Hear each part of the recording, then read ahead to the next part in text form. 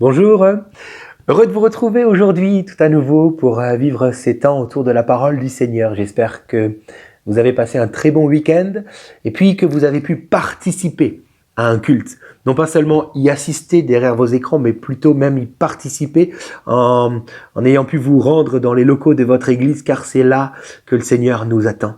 Alors voilà, que Dieu vous bénisse en tout cas pour aujourd'hui et pour toute la semaine qui vient maintenant. N'oubliez pas, ses bontés se renouvellent pour ses enfants chaque matin. Alors, aujourd'hui, nous allons encore retrouver Lot. Juste encore aujourd'hui. Et puis ensuite, nous allons continuer le récit. Mais pour aujourd'hui, revenons à Genèse 19. Nous lisons à partir du verset 29 et jusqu'au bout. Il est écrit: lorsque Dieu détruisit les villes de la plaine, il se souvint d'Abraham, c'est-à-dire de l'intercession d'Abraham en faveur de Sodome, plutôt en faveur des justes de Sodome. C'est pourquoi il fit échapper Lot au désastre par lequel il bouleversa les villes où celui-ci s'était installé. Lot, rappelez-vous que lorsque les anges ont demandé à Lot de quitter Sodome, ils lui ont dit « mais va t'installer donc dans la montagne ». Et Lot dira « non, je veux pas aller dans la montagne, je veux rester dans la plaine.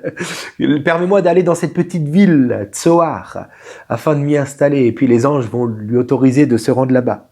Et finalement, il est écrit au verset 30, c'est rigolo de le lire, « Lot quitta Tsoar pour la hauteur et s'installa dans la montagne avec ses 2 filles. » Vous voyez, finalement, il va quand même faire ce que les anges lui avaient demandé de faire au début.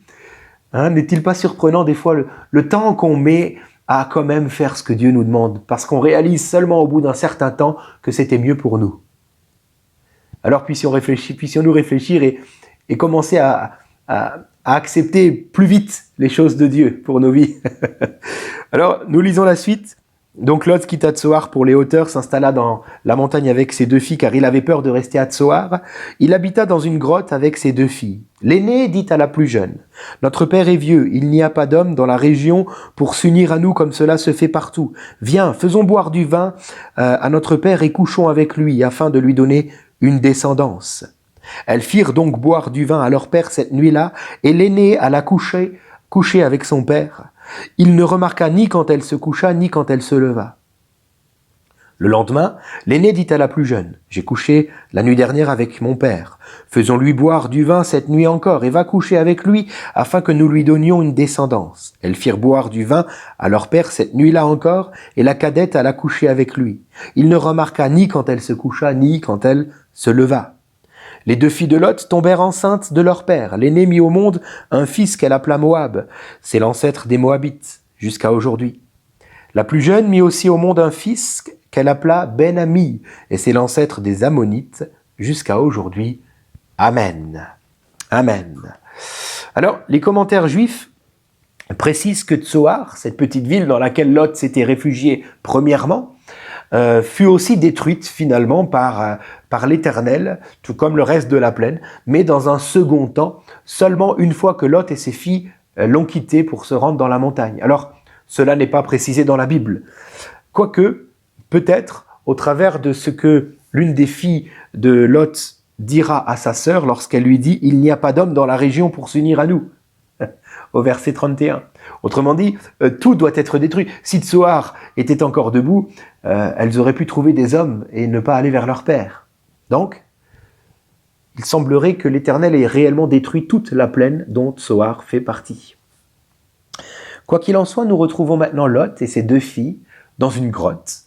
Et Lot va s'enivrer. Alors vous vous demandez peut-être, mais comment fait-il pour s'enivrer si tout a été détruit ? Où a-t-il trouvé le vin ? Là encore, les commentaires juifs, les rabbins disent ceci, c'est que les gens de la plaine de Sodome, à cette époque-là, avaient l'habitude d'entreposer leur vin où ?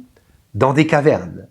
Alors, nous pouvons comprendre que finalement, Lot et ses filles s'étant réfugiés dans une grotte, ont peut-être trouvé là toute une réserve de vin. Voilà. Alors, on se met à la place de Lot, il s'est peut-être dit, allons-y gaiement. Voilà. Ok.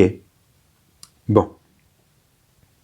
J'aimerais aujourd'hui que nous puissions nous arrêter sur une réalité qu'il nous faut connaître, afin de pouvoir mener une vie différente.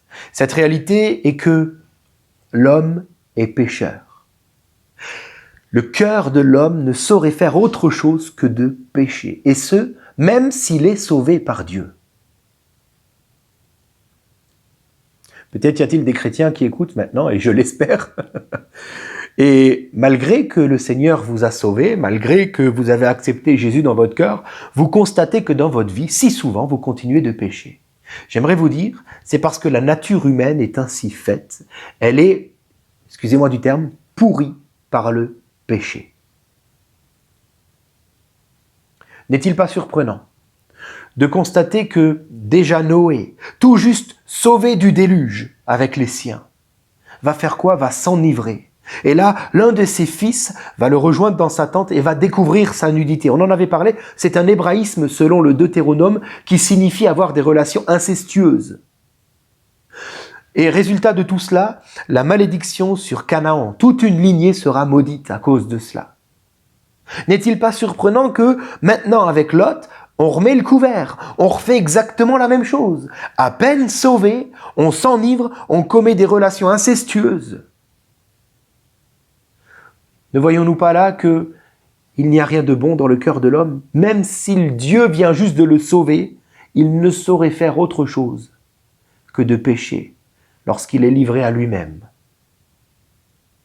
Voilà pourquoi il est écrit d'ailleurs dans Proverbe 24, verset 16e, « Car 7 fois le juste tombe et il se relève. » Autrement dit, Dieu est en train de dire, le juste c'est qui? C'est celui qui croit en Jésus.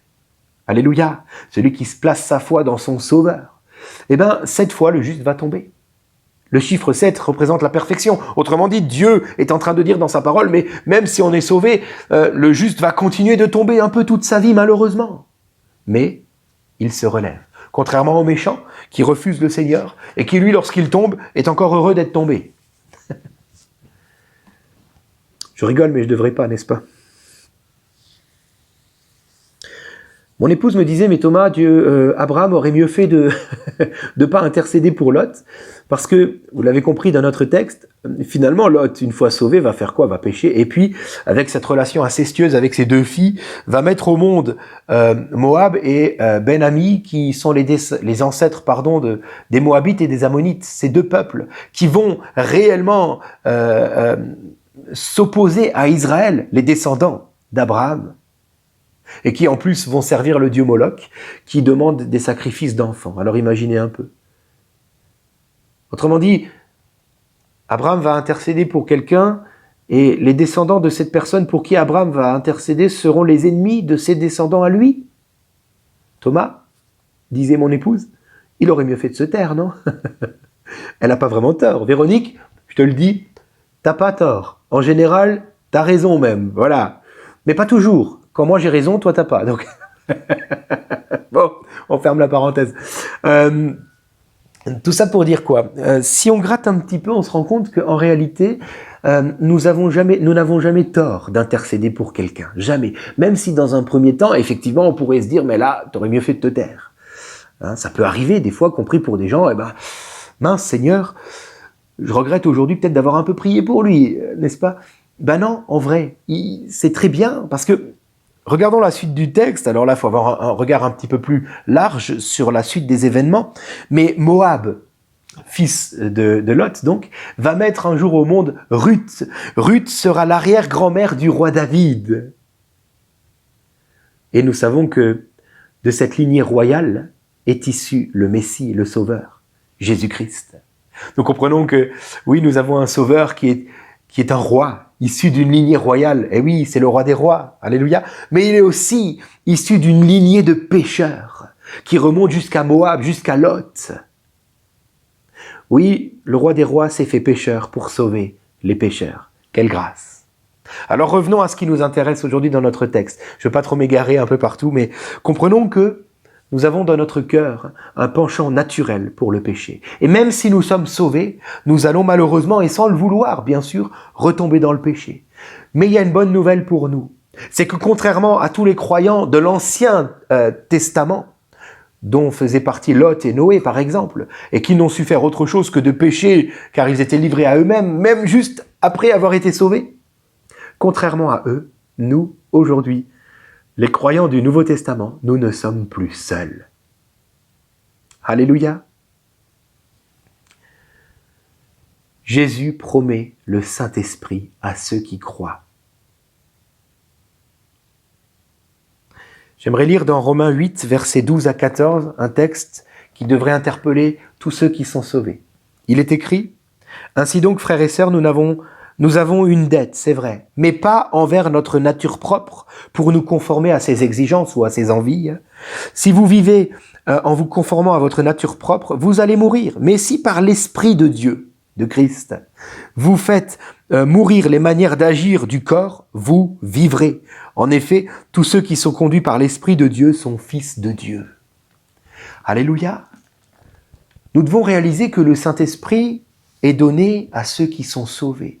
Non pas simplement parce que il est bon pour le croyant de se retrouver dans la présence de Dieu. C'est vrai, ça fait tellement de bien d'être visité par le Saint-Esprit, n'est-ce pas? Et celui qui prie pour cela a raison de le faire. Mais attention,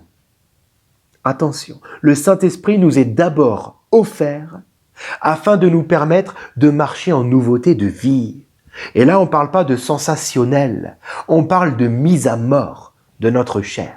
Le Saint-Esprit nous est d'abord donné pour cela, afin qu'une fois sauvés, nous ne soyons plus livrés à notre nature propre qui a des penchants pour vivre dans le péché et qui ne saurait ainsi plaire à Dieu.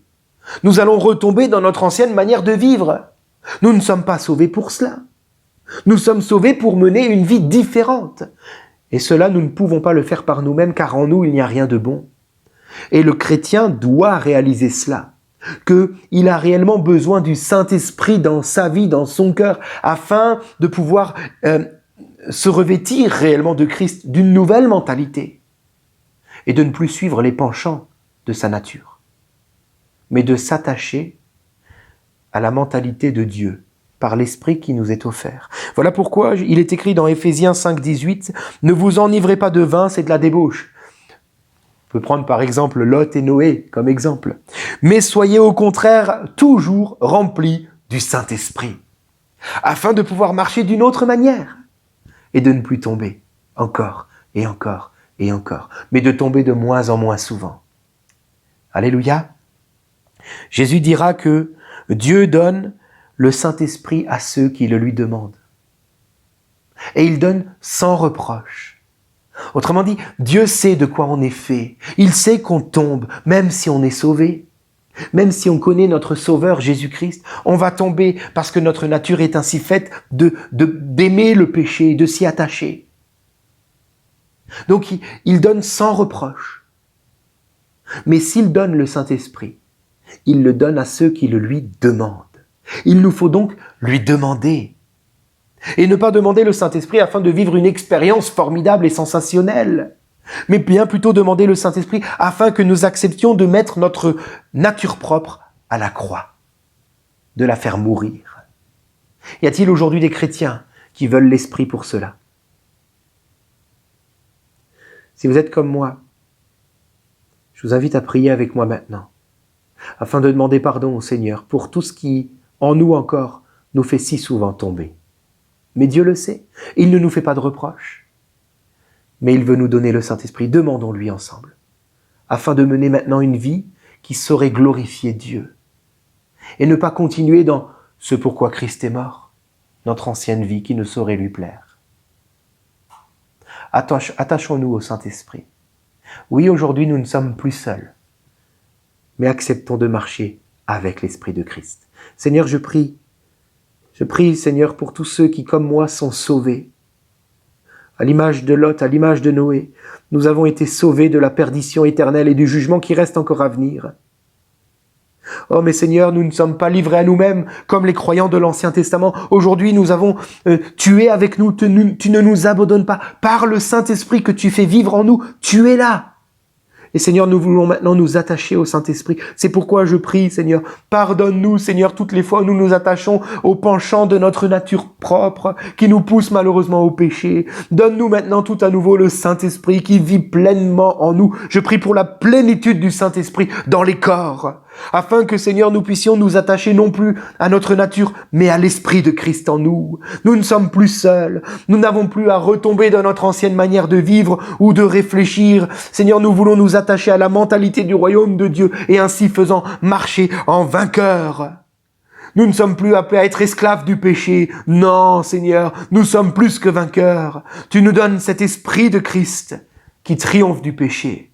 Nous voulons nous attacher à toi, Seigneur. Remplis-nous du Saint-Esprit et donne-nous la victoire sur tout ce qui, jusqu'à aujourd'hui, nous faisait tomber. Amen. Voilà, que Dieu vous bénisse, que son esprit vous remplisse. Et à demain.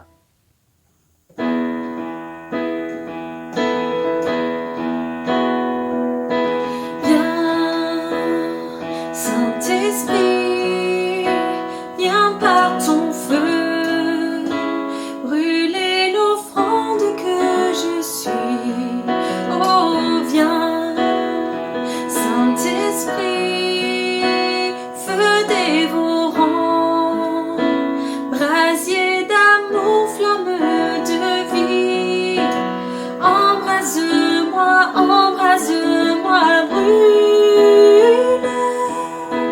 Embrase-moi, embrase-moi.